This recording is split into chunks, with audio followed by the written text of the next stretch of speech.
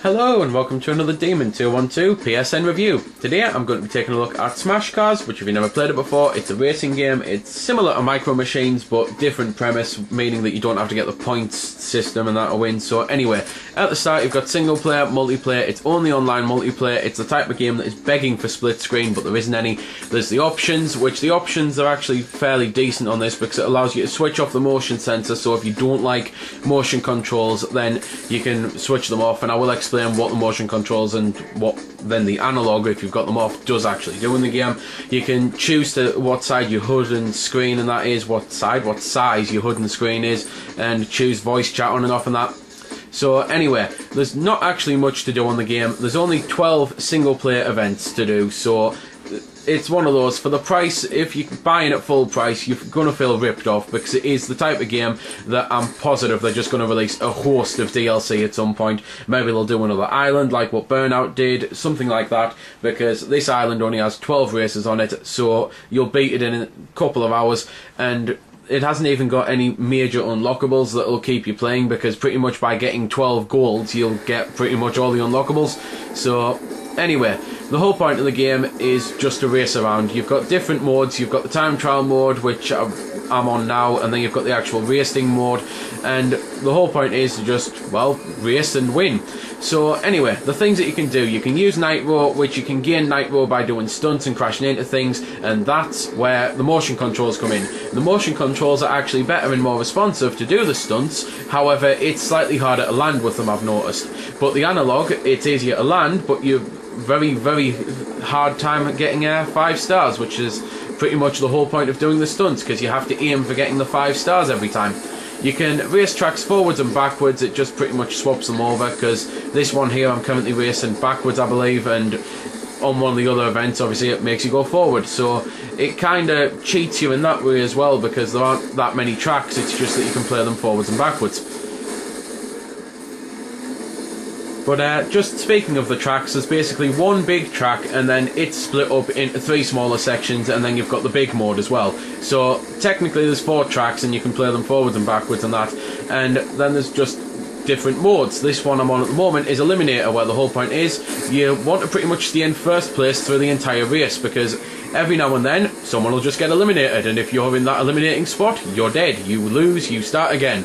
So it's just a standard racer, and it plays really well. The controls work perfectly, the handling and everything's good. It's just an excellent racer. It's just a shame about the price and how little content there is, and how there's no split screen multiplayer, because this is the type of thing that I'd love to play with me brothers, and I don't see why there isn't split screen multiplayer, because it's not as if you've got all the stuff on the screen is exactly going to be hard to see on a small screen, and it's not as if you need it all there, because you could have quite easily taken the lap time out and just put position and how many laps are on, kept the stars and the nitro meter, so that could have easily split up into 4.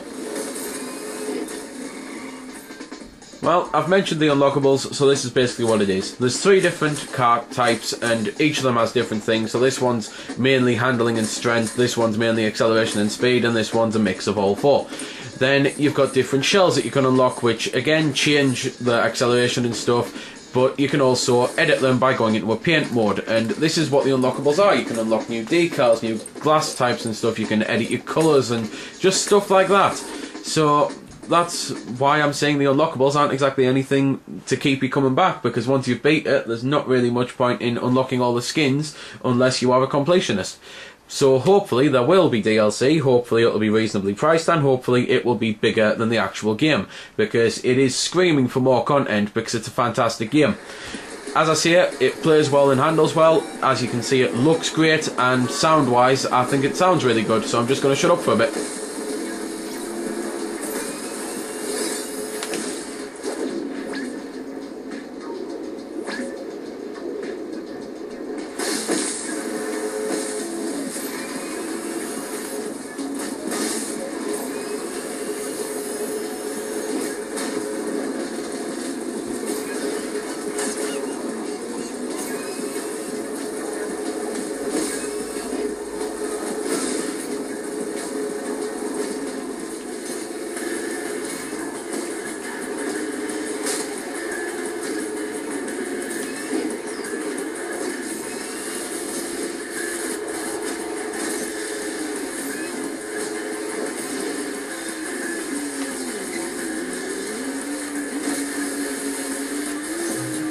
So there we go then, that's a bit of the music.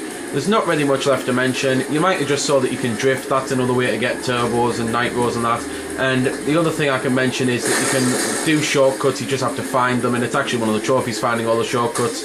And you can also blow each other up and get blown up, so you have to be careful with that. That's what the strength meter is on your cart, because if you crash into a lot of things or get crashed into and stuff like that, and if you also get thrown around a bit, because if you crash into a human, if you stay around too long, they'll pick you up and be angry and they'll throw you off a wall or something. So keep doing things like that, you'll get blown up. So you really don't want that to happen.